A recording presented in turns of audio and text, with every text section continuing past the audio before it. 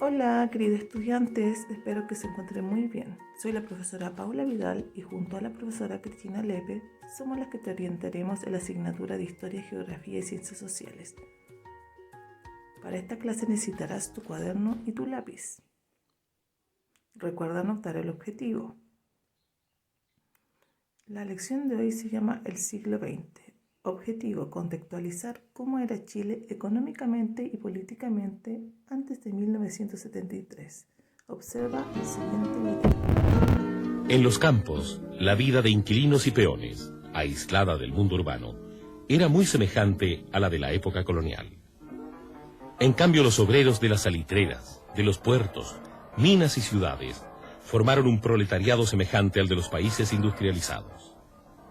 Tanto en Europa como en Estados Unidos, la miseria de las masas fue un rasgo característico de las sociedades industriales hasta la Primera Guerra Mundial.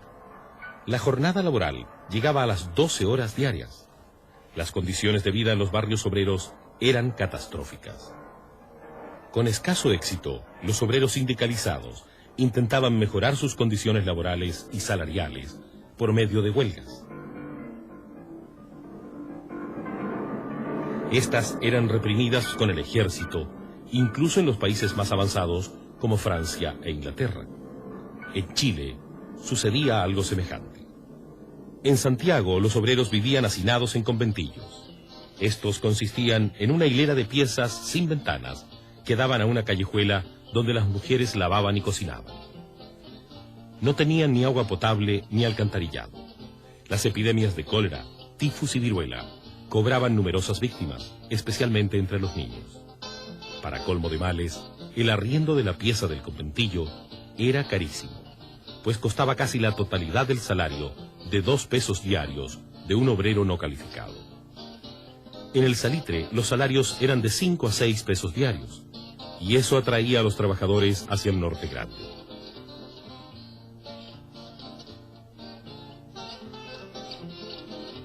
Sin embargo, esos mayores ingresos eran un espejismo, pues el pago era en fichas que solo podían ser canjeadas en la pulpería de la oficina que las emitía. Las condiciones de vida del obrero en las salitreras eran tan miserables como en Santiago.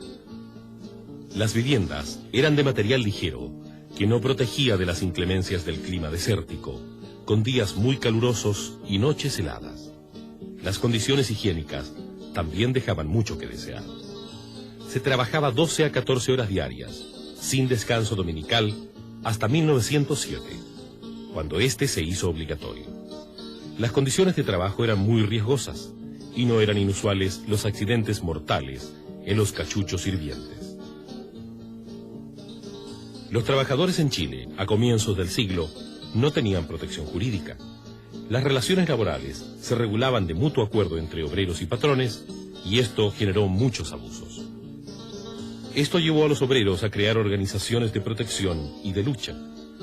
Las primeras de ellas fueron las mutuales, que agruparon a artesanos desde mediados del siglo XIX. Buscaban el mejoramiento material e intelectual del obrero en base a la ayuda mutua. Las mancomunales, surgidas a principios del siglo XX, aspiraban en cambio a la sustitución del sistema social y económico imperante. Tuvieron arraigo en las salitreras y puertos del norte. Por otra parte, los anarquistas se organizaron en las sociedades de resistencia, las que creían en la acción directa del boicot y el sabotaje como método de lucha. Desde fines del siglo XIX, los obreros urbanos, portuarios, ferrocarrileros, de las minas del carbón y del salitre, presionaron por mejores condiciones materiales a través de huelgas. Ellas llegaron a paralizar una ciudad completa, como fue el caso de Valparaíso en 1903, Santiago en 1905, en Iquique en 1907. A veces terminaban en saqueos e incendios, como ocurrió en Santiago en 1905. La clase dirigente comenzó a tomar conciencia de la existencia del problema social, pero reaccionó con miedo. El temor a las masas la llevó a recurrir a la represión militar para mantener el orden público. Las grandes huelgas terminaban con decenas y hasta centenares de muertos. La represión más cruenta ocurrió en la escuela de Santa María de Iquique, donde las tropas abrieron fuego contra huelguistas desarmados, mujeres INI. La clase política se mostraba incapaz de resolver el problema social. Los obreros organizados se radicalizaron. Se agruparon en la Federación Obrera de Chile, afiliada a la Internacional Sindical Comunista. Optaron por una política revolucionaria para abolir el régimen capitalista. Los obreros no eran los únicos descontentos con el sistema imperante.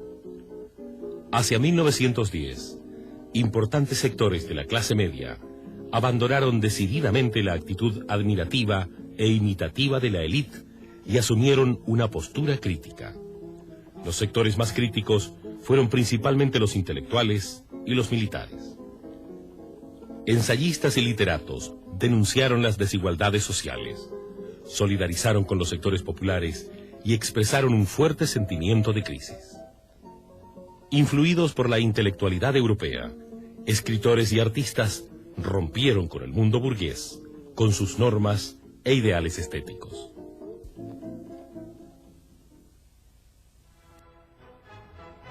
Los militares, que eran también de extracción social media, comenzaron a hacer sentir su descontento. Incluso formaron grupos secretos para luchar por sus reivindicaciones profesionales, que iban desde sus bajos sueldos hasta la ausencia de normas para retiros y ascensos. Les molestaba profundamente que las influencias políticas se hicieran sentir en la carrera militar. La Ley de Servicio Militar Obligatorio de 1900 los puso en contacto con el campesinado pobre y analfabeto. Ello contribuyó a definir su mentalidad e ideología. De allí que los militares fueran críticos del parlamentarismo, que no resolvía los problemas más acuciantes, como el problema social y la desvalorización monetaria. Sin duda, hacia 1920, Chile vivía el agotamiento de un sistema político y de un estilo de vida que se mostraban inadecuados para enfrentar los desafíos de los nuevos tiempos.